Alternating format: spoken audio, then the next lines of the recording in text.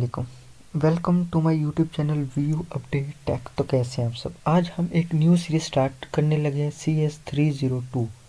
तो इसमें हमने बात करनी है डिजिटल लॉजिक्स क्या होते हैं, जो हम 9, 10, 8, 11, 12 से पढ़ते आ रहे हैं। अब हमने मेन जो इसका डिज़ाइन है ना, वो इस वीडियो में ज़्यादातर हमने बताया। तो चलते हैं हम अपनी वीडियो की तरफ, लेकिन इससे पहले अगर आप मेरे चैनल पर फर्स्ट टाइम है तो इसको सब्सक्राइब लाजमी कीजिएगा, ताकि आपको ये पूरी प्लेलिस्ट मिल सके CS302।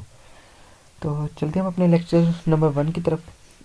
Analogue and digital log क्या होता है हमारे पास। सबसे पहला क्वेश्चन हमारे पास ये आ गया, एनालॉग वर्सेस डिजिटल।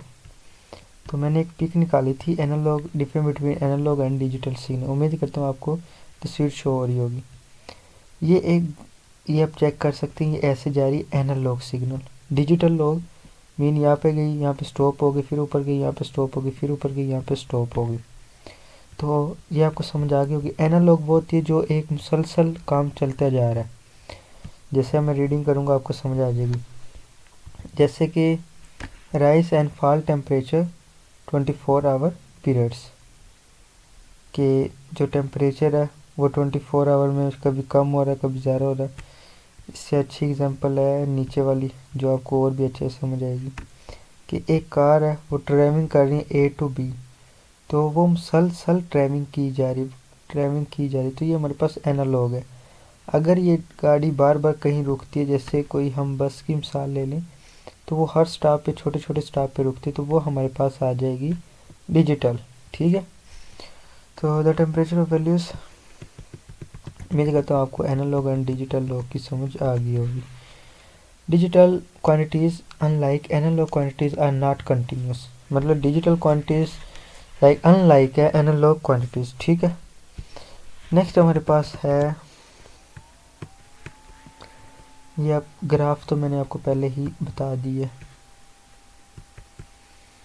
नेक्स्ट चलते हैं।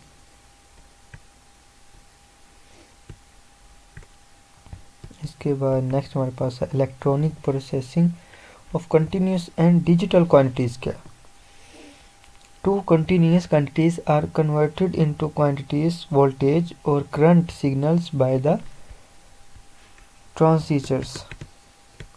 Electric digital electronic by system mean 39 is represented by, जो हाईलाइटेड किया हो ना, ये आपको अगर हैंडआउट्स चाहिए हो तो आप मुझे कमेंट कर दीजिएगा, या नीचे मेरा व्हाट्सएप नंबर दिया हुआ, ग्रुप भी दिया हुआ है, उसको भी लाजमी ज्वाइन कीजिए, ताकि आपको मिड टर्म के हवाले से प्रिपरेशन हो सके, या विक्टोरिया यूनिवर्सिटी का कोई भी इशू आप उसमें ग्रुप में से पूछ सकते हैं, या मुझसे पर्सनल कॉल करके भी पूछ सकते हैं।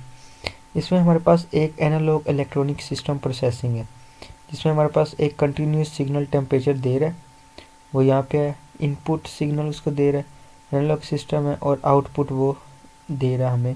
तो ये हमारे पास एनालॉग सिस्टम, जैसे हम कह सकते हैं कि हम कोई स्विच वगैरह की मिसाल ले सकते हैं, और चार्जर की ले सकते हैं, जो इनपुट लेता है उसके ज़रिए कंटिन्यूस करंट, और वो हमें आउटपुट उसमें मोबाइल में देता है, और वो हमारा चार्ज हो जाता है। तो ये हमारे पास कंटिन्यूस क्वांटिटी है, मीन उसके एक कंटिन्यू वे में वो हमें सब चीज़ें प्रोवाइड करता है।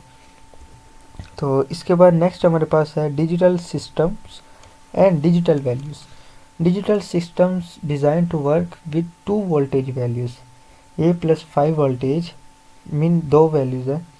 ये हमारे पास है 5 वोल्टेज, जिसको रिप्रेजेंट किया जाता है हाई लॉजिक स्ट्रेटजी और logic 1 state, and 0 voltage represented by a logic low state और logic 0 state. The number of 0 and 1, the state of switch on और ऑफ, मीन दो टाइप्स ही होगी, या ऑन ऑफ होगा या ऑफ होगा। कलर हमारे पास या ब्लैक होता है या वाइट होता है। टेम्परेचर हॉट होगा या कोल्ड होगा, मीन उसके बाद 2 सिचुएशंस है, या 0 है या 1 है। And objects moving and standing, या तो वो मूव कर रहा होगा या स्टैंडिंग एक जगह रुका होगा। तो ये हमारे पास डिजिटल। अब बाइनरी नंबर सिस्टम हमारे पास क्या होती है। बाइनरी नंबर सिस्टम, जाहिर सी बात है, बाइनरी नंबर सिस्टम हमारे पास सिर्फ 2 होते हैं, 0 एंड 1। ये तो हम 8वीं क्लास से पढ़ते आ रहे हैं। Represented by only 2 words, 0 and 1। तो ज़्यादा डीप जाने की ज़रूरत नहीं है, सिर्फ हम इसमें यही पढ़ेंगे, क्योंकि अगर हम काफ़ी चीज़ें बताने लग जाऊँ तो काफ़ी लेक्चर लेंथी हो जाता है। Advantages of working digital domain, कि उसके एडवांटेजेस क्या है। storing and processing data, digital domain in more effective, transmission of data in a digital form in more efficient and reliable। ठीक है, सॉरी। तो ये हमारे पास है इसमें। ठीक है, एडवांटेजेस भी हमने पढ़ लिए। उसके बाद नेक्स्ट हमारे पास है, काफ़ी स्क्रॉल हो गया, नेक्स्ट हमारे पास है information processing by digital system. Information क्या है, मीन उसको हम नंबर्स की शक्ल में लिख सकते हैं, उसको हम टेक्स्ट की शक्ल में, उसको हम music, sound, drawing, diagram, picture, किसी भी शक्ल में हम उसको प्रोसेस मीन उसको हम लिख सकते हैं। Digital components and their internal working. Digital components और इसमें अंदर जो इंटरनल लिंक है वो कैसे काम करते हैं। इसमें हमारे पास सिर्फ 3 गेट्स होते हैं मोस्टली, है ना, जो हमारे पास लॉजिक गेट्स होते हैं। The commonly used of the logic gates and gate होता है, और गेट होता है, और नोट गेट हमारे पास इसके अंदर होता है। इसके अंदर अदर गेट्स भी होते हैं जैसे नोर, नैंड, अक्सोर, एक्स नोर, लेकिन मोस्टली हमारे पास 3 यूज होते हैं, एंड, और, एंड, नोट। हमारे पास इनकी डायग्राम भी शो करवा रहे हैं। ये डायग्राम आपको मैं समझाता हूँ। एंड गेट ये है, इसके आगे एक गोल दायरा बना दो और पीछे एन लगा दो, नैंड गेट हो गया। ठीक है, और आगे एक गोल दायरा लगा दो। मीन आपने 3 गेट्स जस्ट याद करने, बाकी आपको ऑटोमेटिकली हो जाएंगे। इसके पीछे NOR लगा दो, नोट, आगे ये एक्स नोर, एक्स और। ठीक हो गया, इजी आई थिंक ये। Combinations of logic gates, mean इनके कम्बिनेशन से आपने एक क्या बना लिया, 1 byte full adder combination circuit बना लिया। मीन ये हमारे पास एंड है, और ये हमारे पास एक्स नोर है, एंड है, और इसके ज़रिए आपने एक 1 byte full adder combination circuit बना लिया।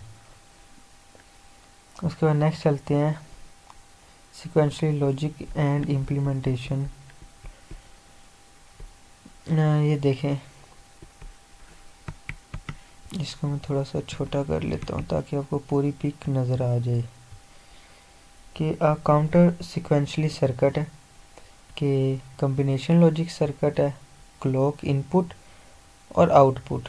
मतलब यहाँ से वो इनपुट ले रहा है, यहाँ से आउटपुट दे रहा है। वो अब इधर से इनपुट ले रहा है memory elements, previous count value, और वो उसको काउंट कर रहा है और उधर से आगे उसको आउटपुट दे रहा था। ये हमारे पास है कम्बिनेशन लॉजिक सर्किट। ठीक है, उसके बाद नेक्स्ट हमारे पास है, ये MCQs भी बन सकता है, ये वाला, programming or logic devices can be used implementation. जो प्रोग्रामिंग लॉजिक डिवाइस होते हैं इनको यूज़ किया जाता है इम्प्लीमेंट कम्बिनेशन का, इम्प्लीमेंट करने के लिए यूज़ किया जाता है इम्प्लीमेंट कम्बिनेशन के लिए एंड सिक्वेंशियल डिजिटल सर्किट्स के लिए। मेमोरी क्या होता है, मेमोरी मीन कि इसके अंदर कोई चीज़ स्टोर करना। अब हमारे पास 2 किस्म की होती है, एक होती है रैम, एक होती है रोम। जो हमारे पास होती है ना रोम, इसके अंदर तो हम कोई भी चीज़ परमानेंटली स्टोर कर सकते हैं, मीन ये अलाउ उसको करता है। लेकिन जो हमारे पास रैम होती है ना, इसमें हम वो परमानेंटली स्टोर नहीं कर सकती, ये कभी भी ख़त्म हो सकती है। ठीक है, उम्मीद करता हूँ आपको सही समझ आ रही होगी। Analogue to digital and digital to analogue, mean हम एनालॉग से डिजिटल, डिजिटल से एनालॉग में कैसे जा सकते हैं। 2 conversations and requires one form of real word to the digital domain and then back from the digital domain to the real world। इसके बाद नेक्स्ट है हमारे पास,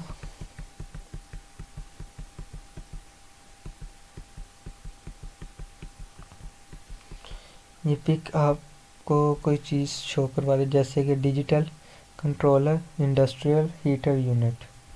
हीटर है, उसके अंदर नीचे से पानी जा रहा है, उसके अंदर कंडेंसर मीन बुखारात नहीं कर रहे, फिर AD कन्वर्टर वो कन्वर्ट कर रहा है डिजिटल कन्वर्टर, और DA कन्वर्ट कर रहा है, और फिर वो वापस उसी को गर्म कर रहे हैं।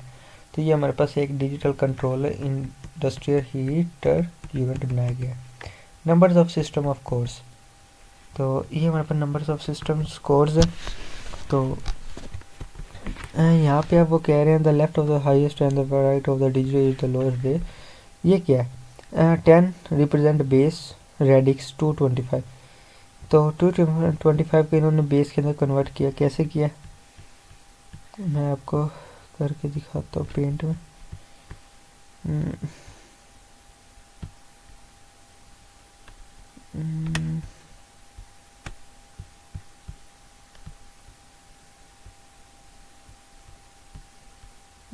245 है जो भी है। वो कह रहे हैं 10 के बेस में इसको कन्वर्ट करो। 10 के बेस में क्या मतलब, 2 मल्टीप्लाई आप कर लोगो लगाए 10 कर दें, फिर आप क्या करें प्लस करें, फिर 4 मल्टीप्लाई 10 कर दें। 10 की यानी आपने बेस लगानी, फिर प्लस कर दें एंड 5 मल्टीप्लाई बाय, ठीक है। तो क्या मतलब है कि आप 10 उसके साथ लगाना है, ठीक है। ये देखें आप, ठीक है। अब नेक्स्ट क्या करना, आपने उसको बेस की शक्ल में बनाया, तो आप इसको वैल्यूज़ दे दें। मीन यहाँ से शुरू आपने किया 0 1 एंड 2, ठीक है। ये हमारे पास इसमें आ गए बाइनरी में, ये आप चेक करें, ठीक है। तो यही हमने इसमें करना था। उसके बाद नेक्स्ट हमारे पास है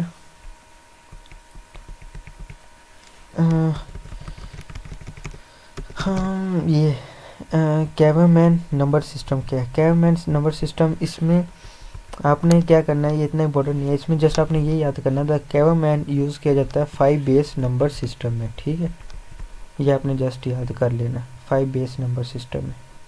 और बाकी ये मैंने आपको फिर बता ही दिया कि ये हमने सोल्व कैसे करना है। ये वाला भी ये देखें, ये बता रहे कि 1 0 0 1 1 1 की, अब ये 2 है, 2 इन्होंने यहाँ पे लगाया, फिर 2 लगाया, फिर 2 लगाया, फिर 2 लगाया, फिर 0 1 2 3 4, ये आप इस तरह कर सकते। उसके बाद इन्होंने इसको क्या किया, फिर आगे मल्टीप्लाई वगैरह ये वो किया, जैसे हम यहाँ पर भी इसको कर सकते हैं। 10 की 4 पे 1 और 2 की पावर 1, 4 की पावर 1, 5 की पावर 0, तो 0 हो जाएगा ये पे सॉरी, हाँ 0 हो जाएगा। 10 हम इसके साथ इसको प्लस करेंगे, मल्टीप्लाई करेंगे, और ये हमारे पास इसका आंसर जो आएगा वो हमारे पास आंसर निकल आएगा, ठीक है। वो आपने वहाँ पर ऐड कर देना है। तो उम्मीद करता हूँ आपको लेक्चर नंबर 1 की समझ आई होगी। मिलते हैं नेक्स्ट लेक्चर में। टेक केयर, अल्लाह हाफ़िज़।